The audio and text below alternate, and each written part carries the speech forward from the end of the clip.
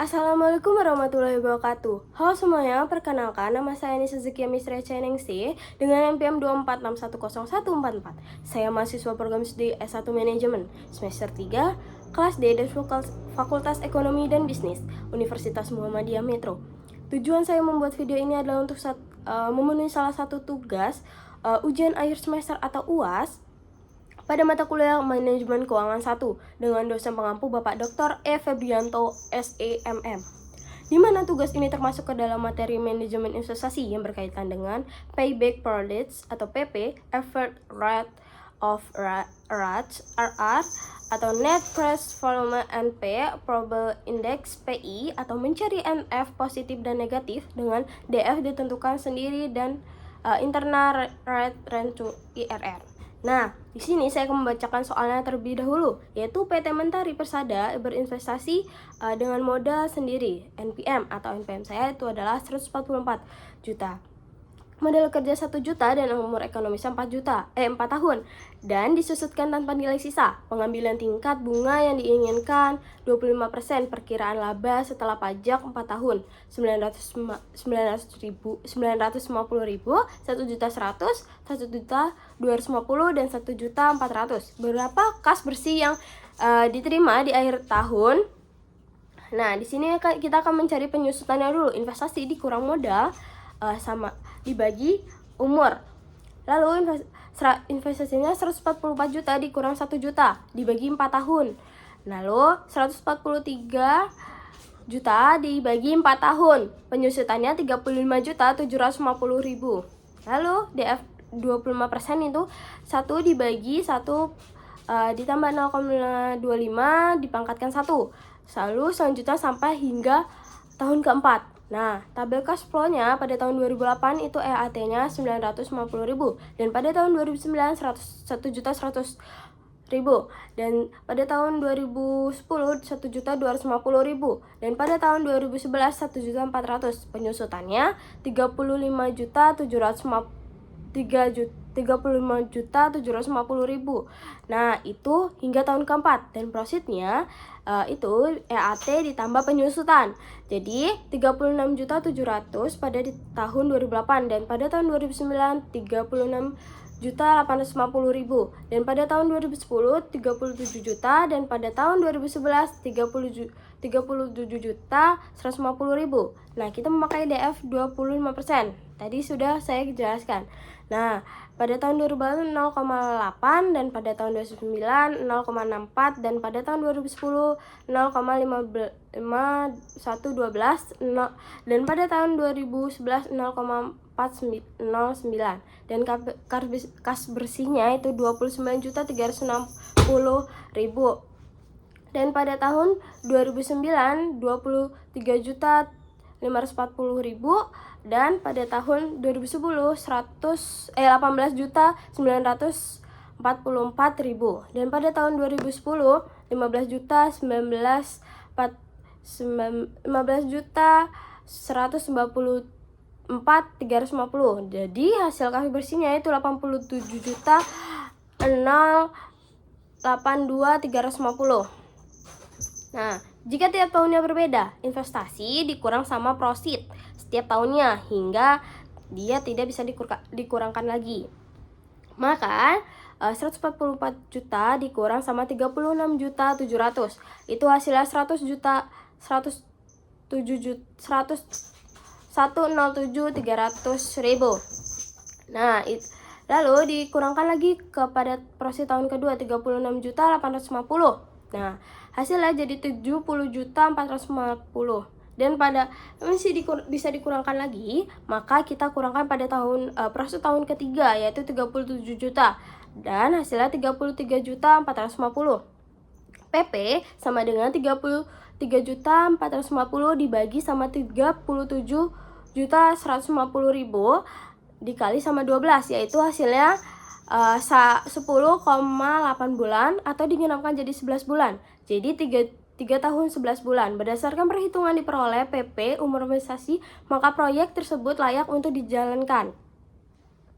Lalu ke aspek keuangannya, ARR itu sama dengan rata-rata EAT dibagi sama rata-rata investasi dikali 100 persen. Rata-rata EAT-nya adalah total EAT sama dibagi umur ekonomisnya. Jadi 4.700.000 dikurang sama 4 tahun. Nah, sama dengan 1.175.000. Lalu kita cari rata-rata investasinya. Investasi dikurang 3. Kenapa 3? Karena kita memakai 3 tahun. Jadi 144 juta dibagi 3 juta sama dengan 48 juta. Nah, ARR-nya kita mendapatkan rata-rata EAT dan rata-rata investasi. Jadi 1.175.000 dibagi sama 48 juta dikali 100%, yaitu hasilnya 2,4. ARR dikali investasi. Jika modal kerja, maka proyek layak ARR dikali investasi. 2,4% dikali 144 juta sama dengan 3.513.600. Lalu NPF kita mencari itu adalah perbandingan antara PF kas bersih dengan PF investasi selama umur investasi.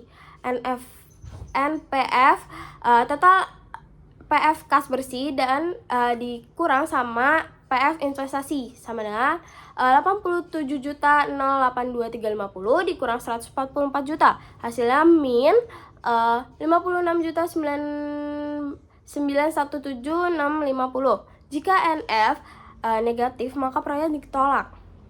Nah, kita mencari PI atau probability index, merupakan rasio aktivitas dari jumlah nilai sekarang, penerimaan bersih dengan nilai sekarang, pengeluaran investasi selama umur investasi. PI sama dengan total PF kas bersih dibagi sama PF investasi sama dengan 87.082.350 dibagi sama 144 juta sama dengan 0,6 kali. Jika PI kurang lebih dari 1, maka proyek ditolak. Nah, kita mencari IRR-nya. Internal Rate of Return adalah untuk mengukur tingkat pengambilan hasil inter. Jadi, di sini saya akan mencari yang positifnya dulu. Jadi, di tahun 2008 itu profitnya 36.700.000 dan pada tahun 2009 36.850.000 dan pada 2010 itu 37 juta dan pada 2011 30.150.000. Nah, kini saya memakai DF 0,1 karena untuk mencari positifnya. Jadi pada tahun 2008 0,99 dan pada tahun 2009 itu 0,998 dan pada tahun 2010 0,997 dan pada tahun 2011 0,996. Nah, kita bisa menghasilkan kas bersihnya itu dari profit dikali DF-nya. Lalu pada tahun 2008 36.663.300 perak dan pada tahun 2009 36.776.300 perak. Dan pada 2010 36.880.000 dan pada tahun 2011 kas bersihnya itu 37.001.000 dan hasil kas bersihnya yaitu 147.329.600 dikurang sama investasinya yaitu 144 juta sama dengan 3.329.600. Nah, kita sekarang kita mencari yang negatifnya. Dan sekarang kita mencari negatifnya. Nah, kita cari dulu tabelnya, kita memakai DF 2%. Tapi profitnya sama dengan tadi. Jadi profit dikali DF-nya itu 2%. Nah, pada tahun 2008 DF-nya itu 0,98 dan pada tahun 2009 0,961 dan pada tahun 2010 0,942 dan pada tahun 2011 0,923. Nah, kas bersihnya itu pada tahun 2008 35.966.000 dan pada tahun 2009 35.412.850 dan pada tahun 2010 34.854.000 dan pada tahun 2011 34.289.450. Lalu dihasilkan menjadi 140.522.300 perak dikurang sama investasi yaitu 144 juta sama dengan hasilnya itu negatif ya. Jadi hasilnya min 3.477.700. Dan yang selanjutnya kita mencari IRR. Nah, IRR sama dengan I1 ditambah total PF positifnya dikurang investasi. Lalu dibagi total PF positif dikurang sama total PF negatifnya. Lalu dikali sama dengan buka kurung I2 dikurang I1 tutup kurung. IRR 0,1 ditambah 147.329.600 perak dikurang sama 144 juta. Lalu dibagi 147.329.600 perak dikurang sama 140.522.300 dikali 2% dikurang 0,1%. Lalu 0,1% ditambah 33.329.600 dibagi 6.807.300 lalu dikali 1,9%. Lalu sama dengan 0,1 ditambah 0,0929329%. Lalu hasilnya adalah 1,02%. Maka jika IRR kurang dari pinjaman bunga maka proyek itu ditolak.